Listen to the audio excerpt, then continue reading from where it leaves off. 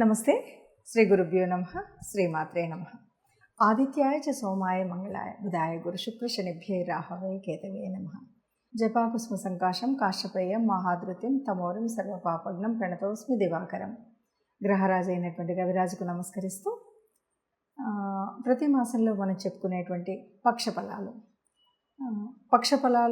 అంటే మాసఫలాలు చెప్పుకున్నాక పక్షఫలాలు ఎందుకు అంటే ప్రతి పక్షంలో కూడా మారేటువంటి కొన్ని గ్రహాలు ఉంటాయి. అంటే కొన్ని మనకు సంవత్సర కాలం 18 నెలలు ఇలా మారేటువంటి పెద్ద గ్రహాలు ఉన్నప్పటికీ 2.5 రోజులకు ఒకసారి మారేటువంటి చంద్రగ్రహణం ఉంటుంది. నెలకు ఒకసారి మారేటువంటి సూర్యగ్రహణం, 45 రోజులకు ఒకసారి మారేటువంటి కుజగ్రహం, ఇలాంటి గ్రహాలు మార్పు ఉంటుంది. కాబట్టి బుధుడు ఈ గ్రహాలు మారుతూ ఉంటాయి. కాబట్టి గ్రహాలు మారుతూ ఉన్నప్పుడు ఈ 15 రోజులకు కూడా ఉండేటువంటి వేరియేషన్ ఎలా ఉంటుంది, దానివల్ల అంటే మొదటి పక్షంలో ఎలా ఉంటుంది, రెండో పక్షంలో ఎలా ఉంటుంది, ఏదైనా మనం పెట్టుబడులు పెట్టాలన్నా ఉద్యోగ వ్యాపారాలు కానీ, సంతానంలో కానీ, ఇంకేదైనా విషయాల్లో కానీ ఈ ముందు 15 రోజులు వెనక 15 రోజులలో ఎలాంటి జాగ్రత్తలు తీసుకుంటే మనం సవ్యంగా ఈ మాసం అంతా కూడా సాగించవచ్చు అనేటువంటి ఒక దృష్టికోణంతో మనం ఈ పక్షఫలాలు చెప్పుకోవడం అయితే ఉంటుంది.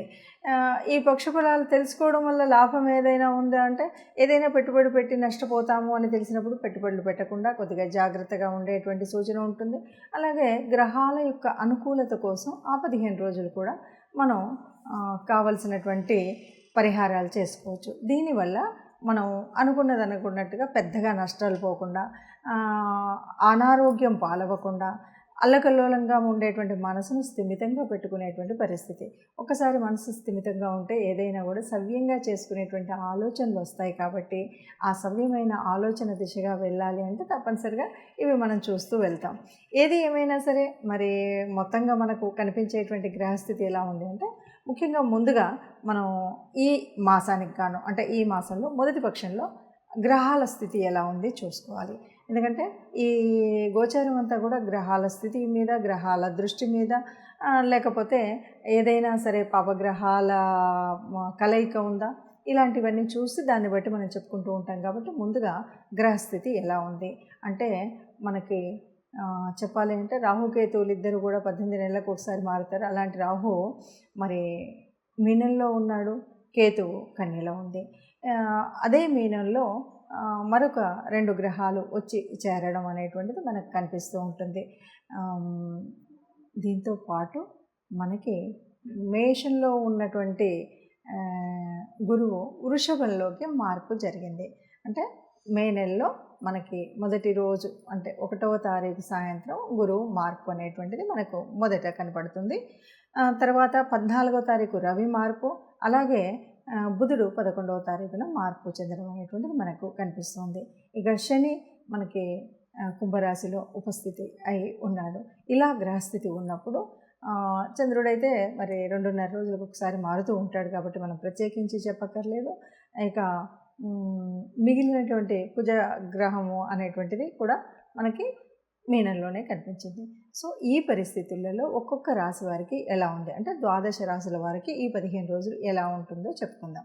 మే నెల 16 నుండి 31వ తారీఖు వరకు ఈ రెండవ పక్షం ఏదైతే ఉందో దాని ఫలితాలు మే నెల 2024 ఫలితాలు ఎలా ఉన్నాయో చూద్దాం.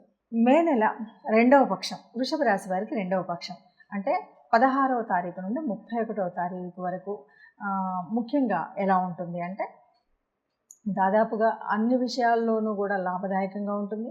అన్నింటా సంతోషంగా ఉంటారు.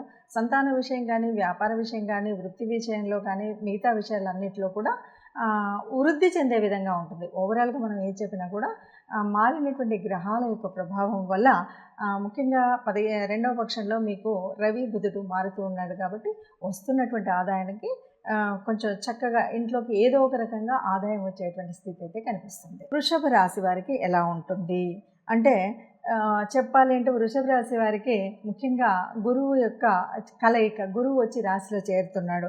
కాబట్టి ఊహించని లాభాలు అయితే ఉంటాయి. ఇది తప్పనిసరిగా మీరు అందరూ కూడా వారి వారి జీవితాల్లో చవి చూసేటువంటి విషయం. చక్కటి లాభాలు వస్తే లాభాలు ఒకటే కాదు, రకరకాలుగా మీరు చేసేటువంటి పనులలో రకరకాలైనటువంటి ప్రశంసలు అయితే పొందుతారు. అందరూ కూడా ఎవరు ఏ పని చేస్తున్నా, చిన్న పని అవ్వనివ్వండి, పెద్ద పని అవ్వనివ్వండి, చేతి వృత్తులు అవ్వనివ్వండి, మీరు చేసే ఏ పనిలోనైనా నలుగురితో ప్రశంస పొందేటువంటి స్థితిగానే ఉంటారు. ముఖ్యంగా వ్యాపారాలు చేస్తూ ఉన్నటువంటి వాళ్ళైతే చేతి వృత్తులు అవ్వనివ్వండి, చిన్న వ్యాపారాలు అవ్వనివ్వండి, ఏ వ్యాపారమైనా సరే లాభదాయకంగా మాత్రం ఉంటుంది.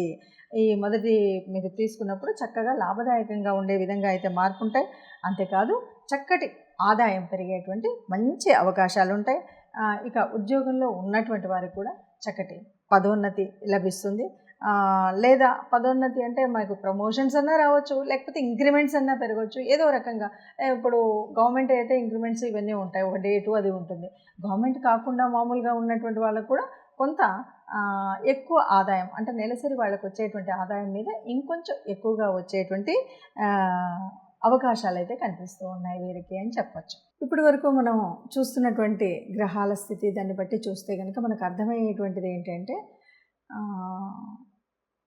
గ్రహాలు అనేవి మార్పు చెందుతూనే ఉంటాయి. భూలోకంలో ఉన్నటువంటి మానవ మాత్రుల మీద ఆ ప్రభావం అనేటువంటిది ఖగోళంలో ఉన్నటువంటి గ్రహాల ప్రభావం మనుషుల మీద పడుతుంది. మనుషులేంటి జీవజంతువు జాలాలు అన్నింటి మీద పడుతుంది. అలా పడుతూ ఉన్నప్పుడు ఆ మార్పుల వల్ల కొన్ని మార్పులు అయితే మనకు జరుగుతూ ఉంటాయి. దాంట్లో మనం పుట్టినటువంటి రాశిని బట్టి మన యొక్క యోగించేటువంటి గ్రహాలు ఏమున్నాయి ఇలాంటి అన్నింటిని బట్టి చెందేటువంటి మార్పులు కానీ, యోగాలు కానీ, లేకపోతే ఒక సంతాన విషయంలో కానీ, వ్యాపార విషయంలో కానీ, ఉద్యోగ విషయంలో కానీ మనం చేసేటువంటి అనేక రకాల కార్యక్రమంలో మనకు ఎలా జరుగుతుంది అంటే మంచి అవుతుందా, చెడు అవుతుందా, చేసేటువంటి ప్రయాణాలలో కానీ ఆరోగ్యరీత్యా ఎలా ఉంటుంది, ఈ విషయాలన్నీ కూడా మనకు తెలుసుకోవడం అనేది బాగుంటుంది అని అన్నప్పుడు చాలామందికి ఒక ప్రశ్న ఏమిటంటే మీరైతే మేషరాశి అన్నారు, మీరైతే మీనరాశి అన్నారు, మీరైతే అని చెప్తారు. కానీ మాకు అలా కాకుండా మీరు చెప్పినంత గొప్పగా లేదు, మామూలుగా ఉంది, లేకపోతే మీరు చెప్పినంత చెడు జరగలేదు, చాలా బాగానే ఉంది అనేటువంటి వాళ్ళు చాలామంది ఉన్నారు. దీనికి ఒకటే కారణం, జ్యోతిష్యుడు తప్పు చెప్తున్నారన్నది కాదు. దీనికి ఉన్నటువంటి కారణం ఏంటంటే జన్మజాతక రీత్యా మీ కుండలిలో మీకు అనుకూలించేటువంటి గ్రహాలు కనుక ఉన్నట్టయితే ఇది మీకు అంత ఎఫెక్ట్గా అనిపించకపోవచ్చు. నడుస్తున్నటువంటి దశ అంతర్దశను బట్టి కూడా ఈ తేడా కనిపించవచ్చు. మరి అలాంటప్పుడు ఇవి ఎందుకు చెప్పుకోవాలి అంటే దాదాపుగా కోటాను కోట్ల మందిలో మనకు ఇది యాక్యురేట్ రిజల్ట్ అనేది చెప్పడం కాదు. యాక్యురేట్ రిజల్ట్ కావాలి అంటే తప్పనిసరిగా మీ జాతకాన్ని జ్యోతిష్యులకు చూపెట్టుకోండి. మీకు దగ్గరలో ఉన్నటువంటి జ్యోతిష్యులు కానీ, మీకు అనుకూలంగా ఉన్నటువంటిది కానీ, మీకు దొరికినటువంటి నెంబర్ల ద్వారా కానీ మీరు జ్యోతిష్యం చెప్పించుకున్నట్టయితే జన్మజాతకంలో మీకు ఉన్నటువంటి ఒక ప్రత్యేకమైనటువంటి, అది కూడా జ్యోతిష్యం చెప్పమన్నాం అన్నది కాకుండా మీకు ప్రత్యేకమైన ఒక ఏరియా అంటే ఉద్యోగ స్థితి ఎలా ఉంది, వివాహ స్థితి ఎలా ఉంది, వైవాహిక బంధం ఎలా ఉండబోతుంది, సంతానానికి, ఇట్లాంటివి మీరు పర్టికులర్గా ఏదైనా ఒక ఏరియా సెలెక్ట్ చేసుకొని దానికి కావాల్సినవి చెప్పించుకోవాలంటే అప్పుడు క్లియర్గా ఉంటుంది. మరి ఇది ఏమిటంటే అందరికీ కామన్గా మనం చెప్పేటువంటిది ఈ రాశి వారికి ఈ వచ్చే కాలంలో ఇలా ఉంది కాబట్టి మీరు తగు మాత్రం జాగ్రత్త తీసుకొని అధికంగా ఖర్చు చేసుకోకపోతే మీకు ఆర్థిక వ్యవస్థ బాగుంటుంది. మీరు సంతానంతో ఉన్నప్పుడు ఇలా ఉంటే మీ సంతానం బాగుంటుంది. ఇట్లాంటివన్నీ కూడా మీకు తెలుస్తూ ఉంటాయన్నమాట. దానికోసమే మనము ఈ పక్షఫలాలు కానీ మాస ఫలాలు కానీ చెప్పుకోవాలి. ఇవన్నీ కూడా చెప్పుకుంటే మనం రాబోయే చెడుని కలగకుండా ఉండడం కోసం ఏం జాగ్రత్తలు, ఏ రకమైన ముందు జాగ్రత్తలు తీసుకోవాలని. ఎందుకంటే ఒక రకంగా అందరం సుఖంగా ఉండాలి, అందులో మనం ఉండాలి అన్నదే మనది. అందుకే సర్వే జనా సుఖినో భవంతు అంటాం.